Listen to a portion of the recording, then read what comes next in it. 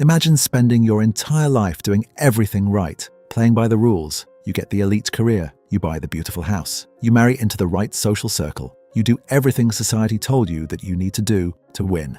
And then you find out you're dying. But the physical pain isn't the worst part. The worst part is the sudden, freezing realization that none of it was real. Your career, a title, your friends, strangers, your life, a performance. Most people aren't actually afraid of dying. What they're terrified of is waking up on their deathbed and realizing they spent their entire lives chasing things that didn't matter. That's the entire premise of Leo Tolstoy's The Death of Ivan Ilyich. It's widely considered one of the most terrifying pieces of literature ever written, because it holds up a mirror to the exact life you might be living right now, and most won't like what they see. Ivan Ilyich is, by every external measure, a massive success. He's a high-ranking judge in 19th century Russia. By every external measure, he is killing it. He has the perfect apartment, the respected status, the elite acquaintances. He has built a life Tolstoy calls comme il faut, proper, correct, flawless. And then he falls. He's on a stepladder, showing the upholsterer how he wants the curtains arranged in his new apartment, the one he's so proud of, when he loses his footing and knocks his side against the window frame. A clumsy, embarrassing little accident. The kind of thing you laugh off, take an aspirin for, and forget by morning.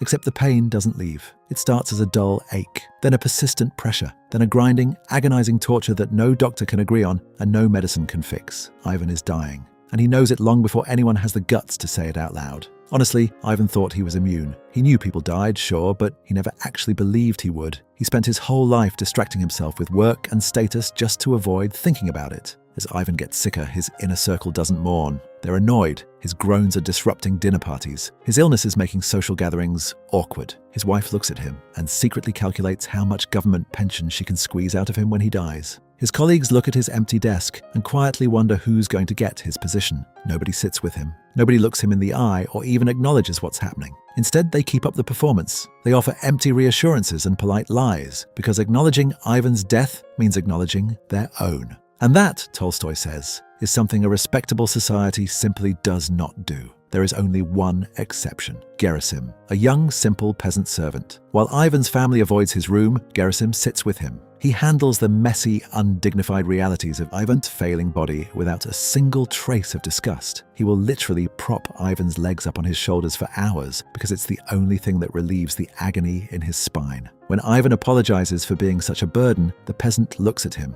genuinely confused. "We shall all of us die," he says, "so why not help you?"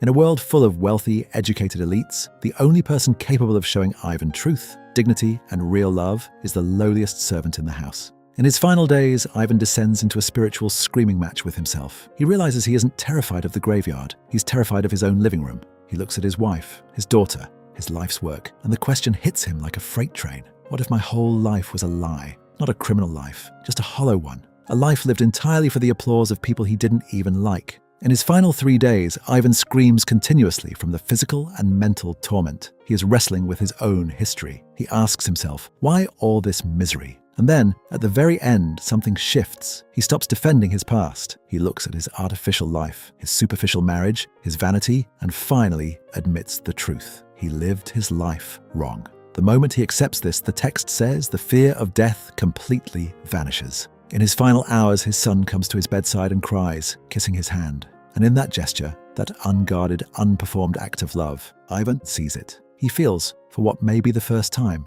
something genuine, something real. He looks for his old fear of death, and it's gone. The fear dissolves. The darkness he's been struggling against opens, and there's light on the other side. In his final moments, Ivan Ilyich stops fighting death, and in doing so, he finally starts to live. His last spoken words are, "Death is finished. It is no more."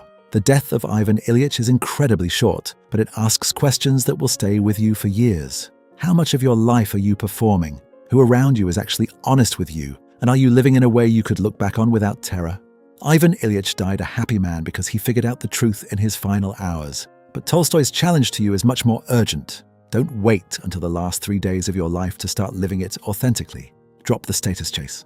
Connect with the people around you. Stop living an ordinary, terrible life. If you want more summaries like this, subscribe. A new book every week.